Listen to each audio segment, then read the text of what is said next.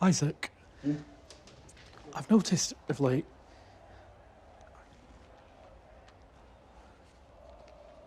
that you've been playing like a big dumb pussy. He's very nervous, isn't he, at the start of it, but very quickly, almost unrealistically quickly, he's like, right, I'm gonna go for it now. And it becomes a proper roast.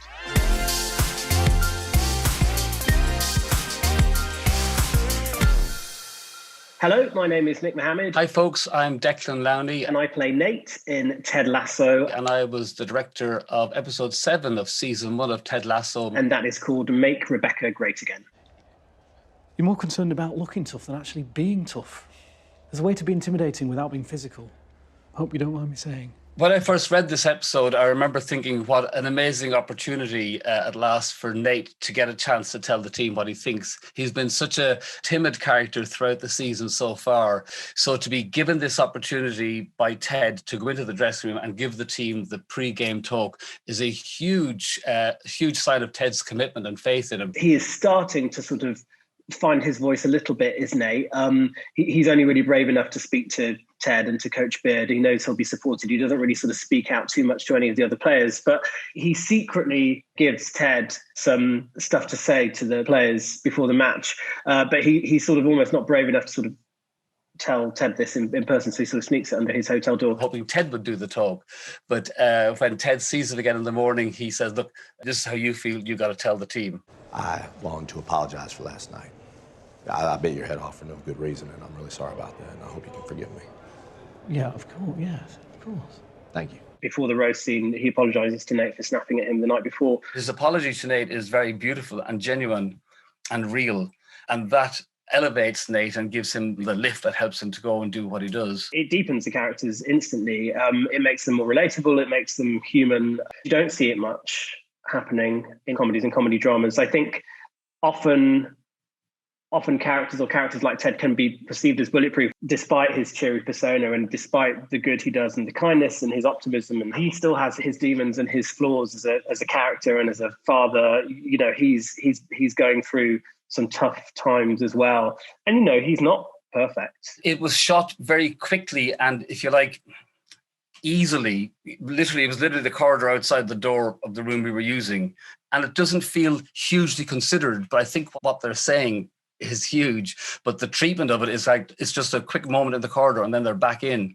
And it doesn't have a shot that pushes in on his face when he's apologizing, and it doesn't bring in a bit of score. It's just, you know, it's 2 handheld cameras and it's a bit cheap and cheerful. It's grabbed in the corridor, but what it's about is obviously really important. We just didn't want to elevate it into something it wasn't, and we didn't have time to. You're constantly getting beat on the wings. It's because you're indecisive. You second guess more than a shitty psychic. We're not really sent scripts much before we film them. I don't think I probably saw the actual specific words until maybe a week or so before. So when I read the scene, I loved it because it was funny to imagine Nate saying it. You know, it just felt kind of real because I didn't have many interactions with the footballers in terms of the dialogue interactions. So I immediately thought, oh, this will be fun because it'll be just fun saying those words to Collar and to Krista and to Heave as well. So I was excited about it, a bit nervous because I knew it was a key point in Nate's journey, and just the nature of filming a scene like that.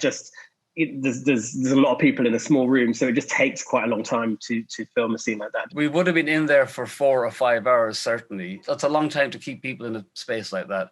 And also, they're all chatting between takes, and so you're trying to work stuff out, and it's like, shh. You know, you just want to get them all out except whoever's in shot, and then when you're ready to go, bring them all back in for atmosphere.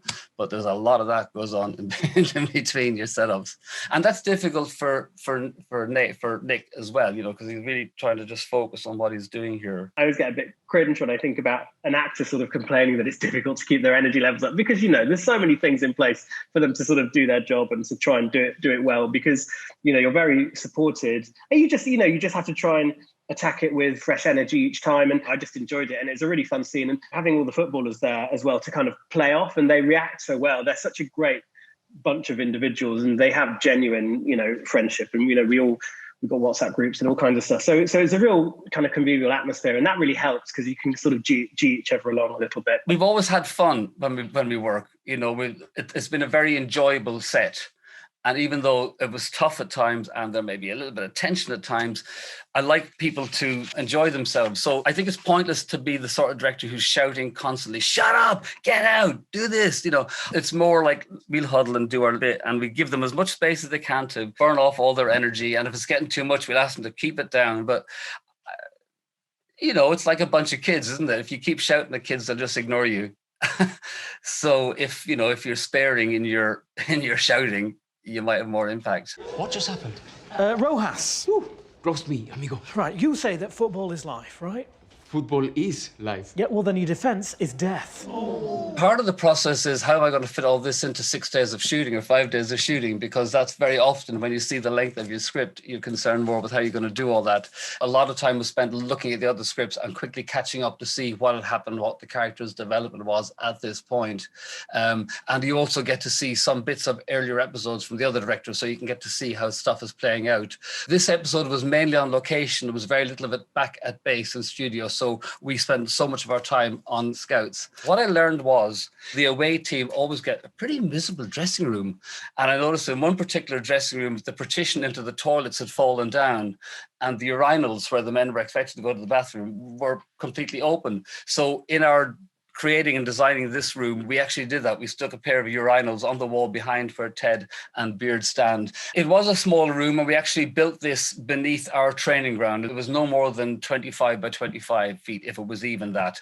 And as you can see, the room is rammed. There's probably 25 or 30 people in there. And we knew Nate was going to stand in the middle, and we knew Ted and Beard should stand back to one side. And I wanted to put them in such a way that when I'm on Nate's face, I can see those guys behind him in the background, either encouraging him or worrying about him. But then when I shoot Nate this way, you don't see anybody behind them. And Nate had the guys in a kind of a horseshoe on 3 sides around him. So wherever he looks, he's got players staring back at him. So the blocking of that was pretty straightforward. I didn't originally intend to shoot the scene handheld, but when we put everybody in and started bringing the kit, and we just go, there's no room for dollies in here. So we went handheld. I always think when you shoot handheld, the situation feels more live and more real. It's certainly a quicker way to shoot, but it is less precise at times. You may find yourself having to pick up for focusing and stuff like that because it's not as precise. But I certainly thought the handheld in this scene really helped you feel you were in the room with Nick. You think that's funny, do you, Colin? Let me ask you this, do you wax your pubes? No. Then why are you always trying to play like a Brazilian? Yeah. We definitely couldn't do the scene all in one chunk every single time. So I think we did break it down into a beginning, middle and end. And I think when I was really kind of going for it and doing the actual roasting stuff, we probably did it 3 or 4 times maybe. And they would then reposition and get everyone, all the different reactions and so on from all the players. When I would shoot the guys, you wouldn't necessarily tell them who you're shooting. When there's 2 cameras in the room and they're whizzing around, the actors don't necessarily know if they're on or not. So I think that adds to a lot of those reaction shots feeling spontaneous because they were. So I was very careful to get lots and lots and lots of reactions because I thought it was really important to keep seeing how people are reacting to Nate, because this is such a big step for Nate. And as soon as he starts to roast one guy, this guy is going, phew, not me. And suddenly it is me. So I liked the way he just jumped around the room, and we positioned people so you were first, then it's you, then it's you, then it's you. So that he had lots of different places to look. So it wasn't all focused on one side of the room. But also it felt like people never knew who was coming next. Yeah. Tough but fair. One of the great things about the show is that everyone who's on set, they create a very open and collaborative atmosphere. So you feel that you can ask a lot of questions, and we talked through it just to kind of get the rhythm of it and not to peak too early. And he's very nervous, is Nate, at the start of it, but very quickly, almost unrealistically quickly, he's like, right, I'm gonna go for it now. And it becomes a proper roast. And it culminates in this, I guess, almost quite an emotional dialogue with Roy. Right, Roy.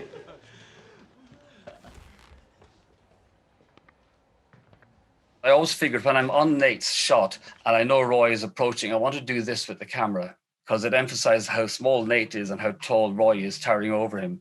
So we did it handheld. And Barney, he's crouched down a little bit to be at Nick's height, and he's tall, standing up as Roy approaches. And the feeling of suddenly looking down at Nick, and you suddenly go, he's going to tear him apart. And it makes Roy look so powerful standing over Nate. So I love that moment, which works a treat handheld. And I like that he takes the note off and throws it away. And Nate's got nothing now. Don't read it. Say it to my face. The great Roy Kent. You're old now. Nate genuinely does feel for Roy, and Roy has protected him prior to Ted even arriving. So he has a lot of respect for Roy. It's almost like an older brother. It's your anger. That's your superpower. That's what made you one of the best midfielders in the history of this league. He really thinks that what he's saying, needs to be said and will make a difference, because Roy's not been playing the way that he needs to be playing in order for the team to win.